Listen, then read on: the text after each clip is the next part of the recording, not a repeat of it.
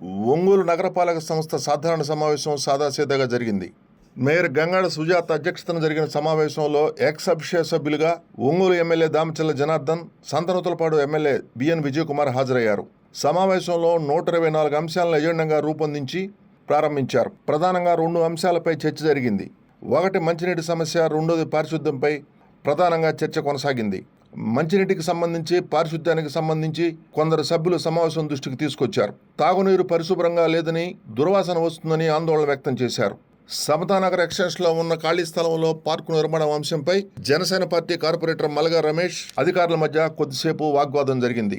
దీంతో ఎమ్మెల్యే దామచల్ జనార్దన్ కలుగు చేసుకుని అభివృద్ధి పనులు వెంటనే చేపట్టాలని ఆదేశించారు. ప్రశాంతంగా మున్సిపల్ కౌన్సిల్ సమావేశం ముగియటంతో మేయర్ గంగాడ సుజాత ప్రజాప్రతినిధులకు, సభ్యులకు ధన్యవాదాలు తెలిపారు.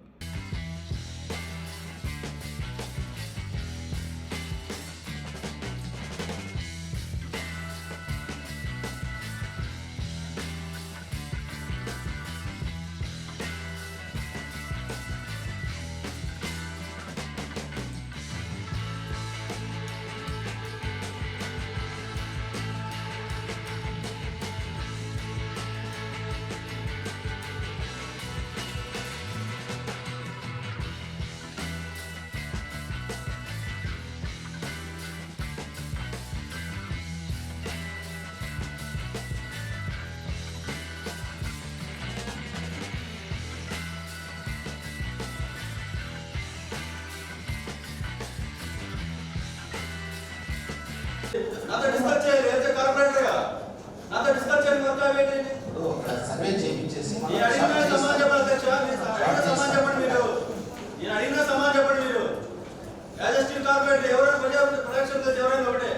నా కార్పొరేషన్ బడ్జెట్లో వర్క్ మీరు వర్క్ స్టార్ట్ చేసి మీరు అన్ని నోటికి తెచ్చుకొని మొత్తం కోటించండి, మళ్ళీ వర్క్ అవుతుంది. మొదలు పెట్టిస్తాం. ప్రతిసారి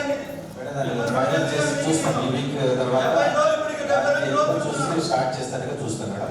లీగల్ ఇష్యూస్ లేకుండా ఒకవేళ డస్ట్బిన్స్ ఆపడం, ఆటోలు ఆగిపోవడం వల్ల చాలా శానిటైజ్ చాలా ఇబ్బందిగా ఉంది అధ్యక్ష. మా డివిజన్కి వస్తే 11 మంది పనిచేసేవారు అధ్యక్ష. కేవలం ఇప్పుడు 4 దగ్గర ప్యాకెట్లు 8 పెట్టారు. వాళ్ళలో 2 సెలవు పెడితే 6 పనిచేస్తున్నారు. 14 ఇళ్ళు ఉన్నాయి. 6 పని జరిగింది అధ్యక్ష. ప్రతి డివిజన్లో, ప్రతి రోడ్లో కూడా ఈ విధంగా కనబడుతుంది. అందరూ కూడా మళ్ళీ గాలికి ఎగిరిపోయి రోడ్లను తిరుగుతా కూడా అందరు మనల్ని క్వశ్చన్ చేసే పరిస్థితి వస్తుంది అధ్యక్ష. యాక్షన్ కమిషన్ గారు అడిగితే డస్ట్బిన్స్ ఫ్రీ అంటున్నారు. ఫ్రీ వల్ల కాదు, ముందు ప్రజలు అవగాహన ఇచ్చి చెత్త వేయకుండా కూడా బాధ్యత వాళ్ళకి ఉంది. శానిటైజ్ సెక్రటరీ 4 నెలల తర్వాత ఇంతకుముందు sanitation review, water review MLA గారు రివ్యూలు పెడుతున్నారు, వాటి గవర్నెన్స్ ఇస్తున్నారు. కానీ మనం కూడా పాటించట్లా, వస్తున్నాం వెళ్తున్నాం. ఎప్పుడు కూడా అందుబాటులో ఉండడం లేదు. నేను ప్రతి కూడా ఎదురు చేసుకుంటూ పోతున్నాను. ఎప్పటి నుంచి అలా జరగకుండా ప్రతి నెల కూడా మనం మీటింగ్ పెట్టుకొని ఆ సమస్యలు కూడా మనం డిస్కస్ చేసుకోవడానికి మీరు అందరూ సహకరించారు.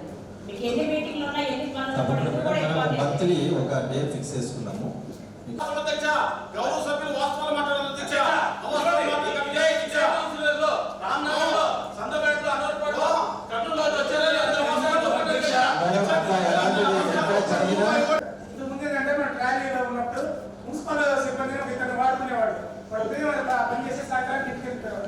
ఈ రోజు ఏంటంటే కమిషనర్ గారు, మన ఎమ్మెల్యే గారు వాళ్ళు ఆదేశించారు. గతంలో 2014-19లో కూడా రిక్షా నుండి వసూలు చేసుకుని వాళ్ళ నుంచి 30 రూపాయలు, అంటే వాళ్ళకి మన మున్సిపాలిటీ తరఫున 1 రూపాయి కూడా ఇవ్వమని శిక్ష వాళ్ళే వసూలు చేసుకొని వాళ్ళు అంటే ఒక 100 ఇళ్ళు అనుకోండి, వాళ్ళకి 15,000, 15,000 వస్తాయి శిక్ష.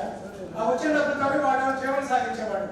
ఈ రోజు వాళ్ళు ఒక ఆటోలు దాదాపు ఒక 10-20 ఆటోలు వచ్చినాయి శిక్ష. మా రామనగర్ మరియు అనవరపాడు ఏరియాలో, సంతపేట, కాకినాడ కూడా ఉన్నాయి అధ్యక్ష.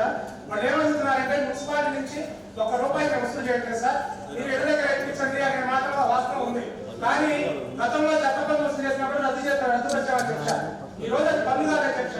వాళ్ళు బ్రతకడానికి కోసం వాళ్ళకి ఒక ఇంటికి ఎంతో ఖర్చు పెడుతున్నాం, 300 రూపాయలు ఖర్చు పెడుతున్నాం, టేబుల్ ఖర్చు పెడుతున్నాం, ఎంత ఖర్చు పెడతాం, 50 రూపాయలు ఇంటికి 50 రూపాయలు ఇది చాలా క్లియర్ గా శానిటేషన్ వాళ్ళకి చెప్పాము. ఎక్కడైనా ఇలాంటిది వసూలు జరిగితే చాలా సీరియస్ గా ఉంటుంది, వాళ్ళపైన కేసులు కూడా పెడతామని చెప్పాము.